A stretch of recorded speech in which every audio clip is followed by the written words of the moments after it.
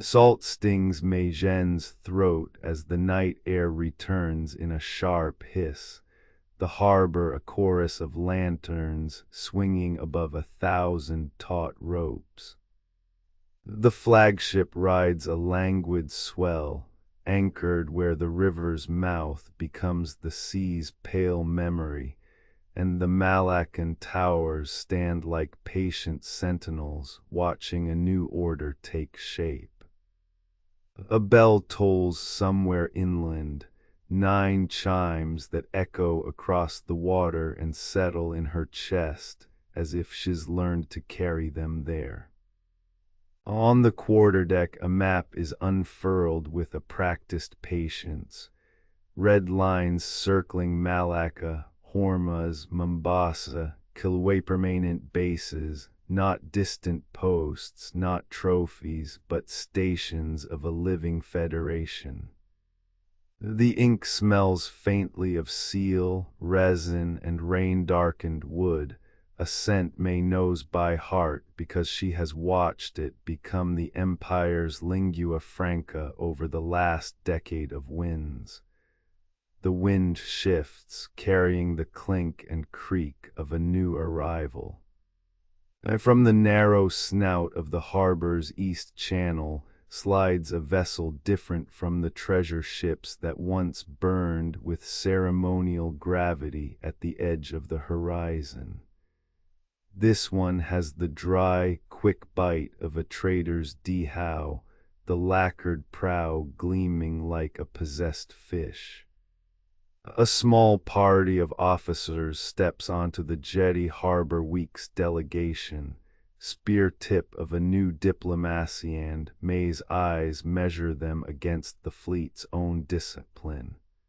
The tidy foreheads of men who have learned the Ming SEAL's long memory, the white tunics that identify them as agents of the permanent base. In Hormuz, the cousins of the Navy that used to ride the ocean for spectacle and tribute, now riding it for governance. Her hands are restless on the map, tracing the coastlines like a seamstress feels the grain of silk.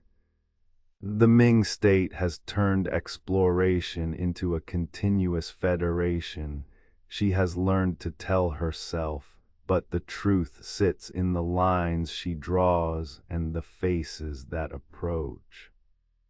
The first voice she hears carries the soft heat of the Gulf, the cadence of a guest who knows the room better than the host does. It speaks in a careful blend of Persian and Malay, with a scholar's caution that refuses to pretend it's merely commerce. The envoy's eyes rest briefly on May, and she returns the gaze with a measured calm she learned from years of translating both intention and fear in the same breath. "We come to confirm the channels," the envoy says, his words deliberate, not merely to exchange pieces of the map, but to weave them into the fabric of a single loom. Malacca will be a hub, yes, but its neighbors are to be partners, not audiences. His mouth barely tilts in a smile that never fully becomes one. The formality feels heavy, almost ceremonial, except May knows better. Forms are the first weapon in a federation, the first test of whether the seal will hold when the sea tests it with storm. Beside her, a young officer from Malacca, local magistrate newly assigned to the central baselines toward the map, his breath sparking fog on the parchment.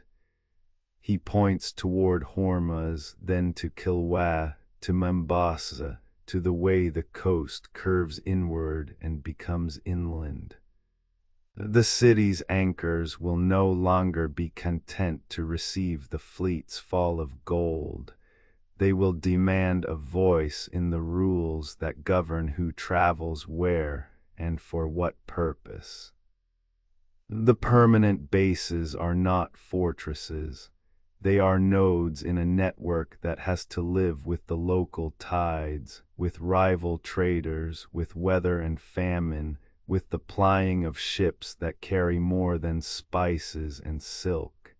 They carry the words of kings and the whispers of priests who suspect a drawbridge, of power being lowered somewhere beyond their sight.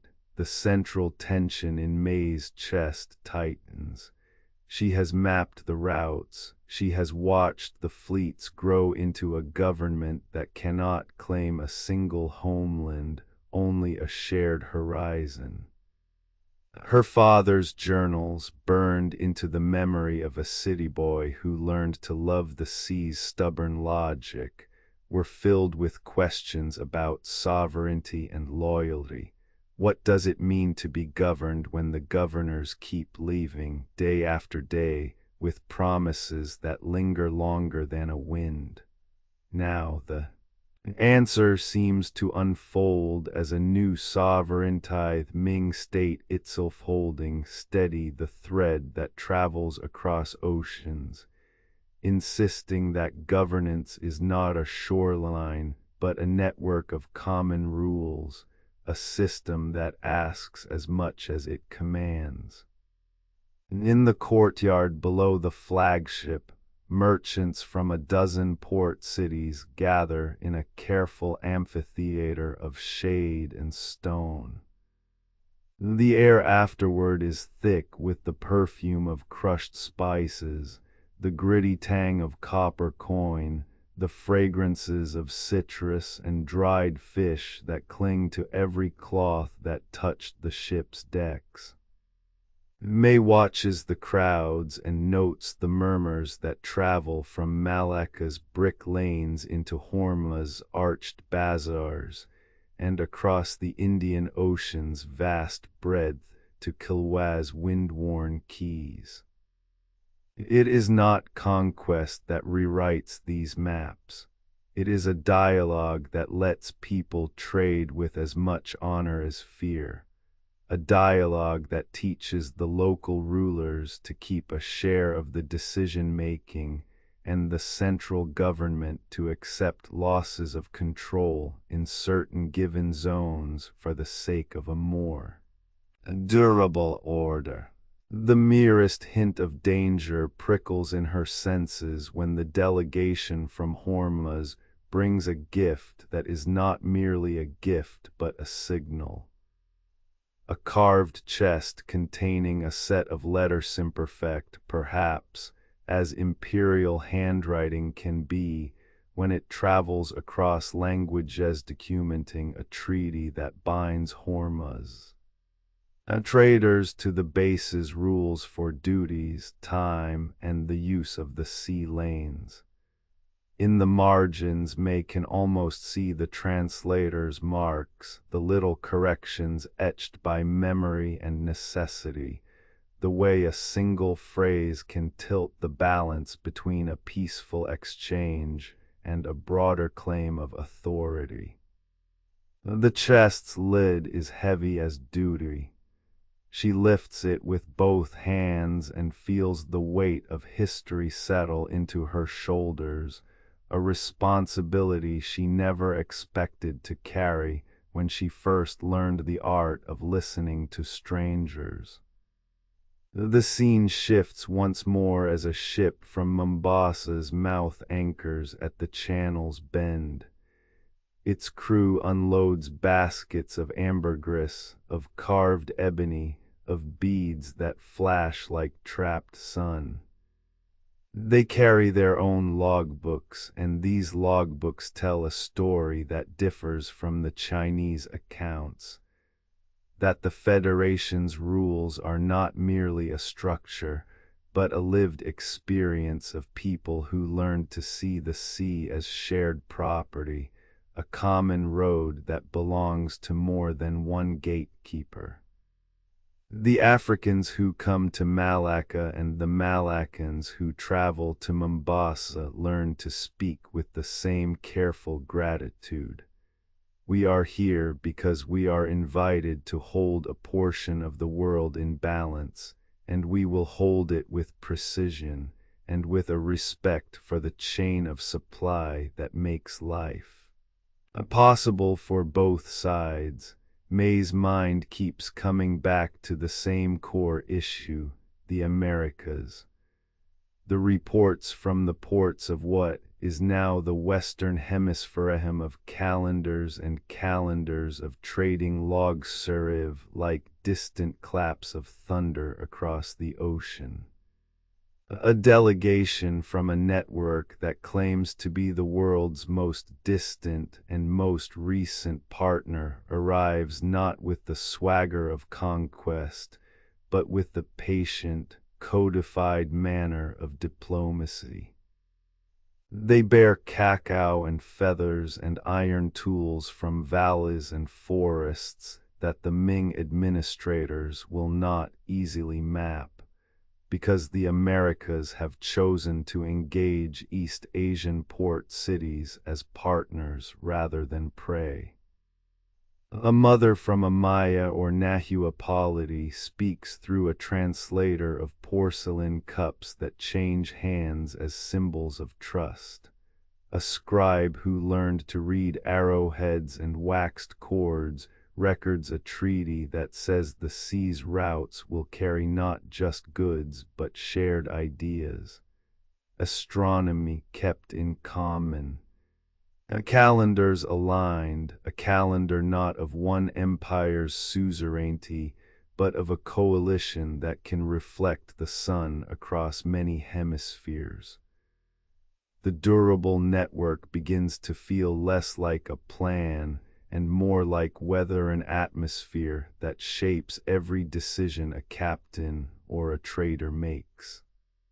A ship's captain in Kilwa might decide to bend a voyage path to shorten a dangerous crossing rather than to deliver a cargo as it would be asked by imperial inspectors.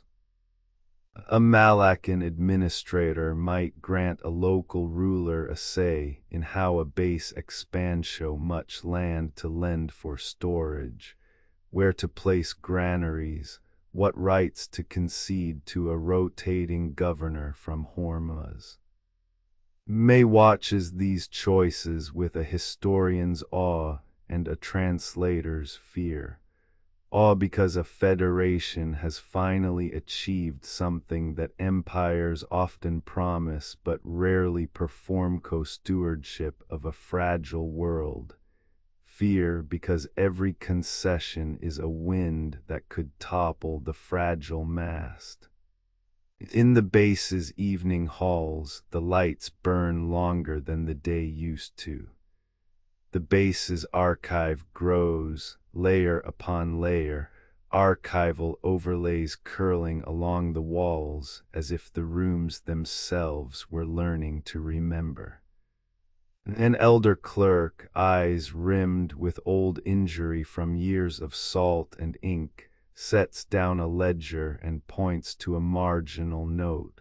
The routes bend toward Indian Ocean and Africa. The sentence reads almost as a verdict from the sea. The Federation's reach is not a line drawn on paper, but a circle drawn by many hands moving at different speeds: the fast, the deliberate, the quiet, the hesitant. The circle is a map of how power travels, not to break things but to bind them, not to erase borders, but to redefine them as boundaries of cooperation rather than domination. May's inner resistance or private fear that a single misstep could fracture this delicate machine begins to soften into a new resolve. The last of the treasure ships never returns in this chronicle. In its place a flotilla of smaller craft and a steady rhythm of ships that never depart in one grand exodus but rotate in a perpetual, careful chorus. The world has learned to live with the idea that exploration is not something one man can do or any single fleet can own.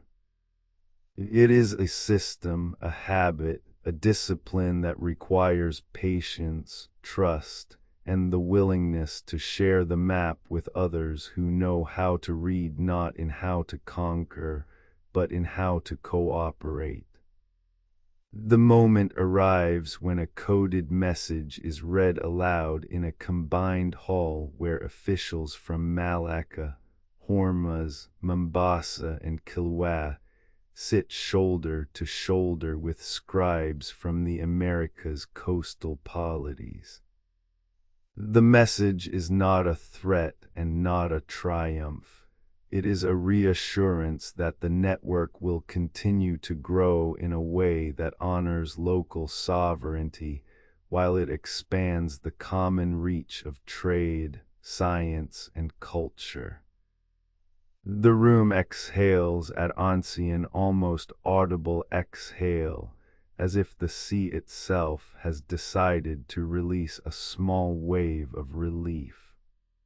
The new order is not a chain but a loom. The fleet's ships are the warp and weft that hold the pattern, but the weavers include people who will never step aboard these ships, the weavers who lay their hands on clay tablets, who plant crops in shared fields, who translate the same stars for different villages. May steps back from the map, the ink-laden fingers of her left hand brushing the edge of the parchment as if it might crumble away into salt if she touches it too hard. The horizon over the phrase the empire uses to describe its own longing has become something else. A horizon that belongs to a federation, a shared line that bleeds into every coast and every market, into the daily life of the fishermen mending nets at Hormuz Quay, into the schoolchildren learning. The circle of the sky in a silent exchange with a teacher from Kilwa's precinct, into the caravan of traders who now speak a dozen dialects without raising a weapon. Across the map's red chalk, the stories braid themselves towards the sailor who trusts a local pilot to navigate a channel that once would have demanded tribute, the scribe who records a treaty with an indigenous leader whose ancestors paddled canoes through waters that now carry a treaty's seal, the boy who will grow up listening to both the imperial chronicle and a foreign ambassador's diary, and learn to tell them apart without breaking either. The last of the treasure ships may be a myth now, a symbol for what the empire chose not to pursue in this era, or perhaps a memory of a time when the ocean was a stage for singular acts of audacity rather than a shared corridor in which humanity learns to walk together. When May finally allows herself to breathe again, she feels the weight she carries lighten just enough for her to take in the room's quiet, a sound not of victory but of endurance. The economy of the Federation ports that now feed the world's appetite for salt, spice, timber, metal, and ideas no longer answers only to a distant capital, but to the joint needs of dozens of communities. The sea becomes less an adversary and more a common basin in which everyone has a stake, a governance that recognizes that borders shift with wind and tide, but responsibility remains constant if people keep choosing to meet, to sign, to remember. And as the night deepens over Malacca's harbor, the animated map on the wall seems to glow with a patient, almost reluctant light, tracing new paths as if to remind every listener that, in this divergent moment, the treasure fleet's last horizon was never a destination but a process. The steady, sober work of turning exploration into partnership, the quiet labor of turning distant curiosity into a shared future. May turns away from the map, not toward it, and walks toward the archive room where a fresh ledger awaits with the same patient certainty the sea has always offered, that what endures is not the command to conquer, but the discipline to cooperate, to listen, and to carry forward together the fragile, luminous truth that the world's most perilous journeys are the ones we undertake not alone, but with one another. Error